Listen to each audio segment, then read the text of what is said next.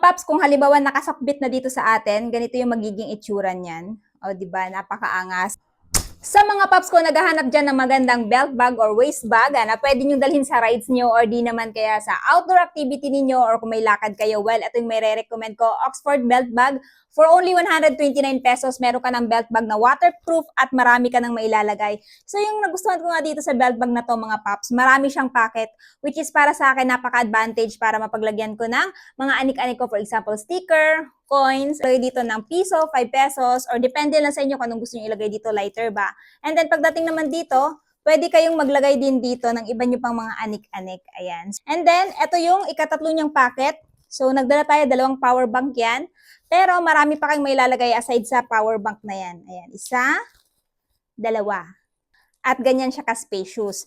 Tapos, dito naman sa ika-4 na packet, ayan, so nandito yung ating wallet at saka cellphone. So, aside sa wallet at cellphone, marami pa po kayong mailalagay dyan kahit 3 cellphone kasyang-kasya dito. Ang gusto ko sa belt bag is yung meron pang secret pocket sa likod na kung saan pwede mo din mapaglagyan dito ng wallet ninyo. Ayan, pero naglagay tayo ng balm at syempre yung mic natin. Yung naman sa strap, adjustable yan. Depende lang sa inyo kung gaano ba kaluwag or kahigpit.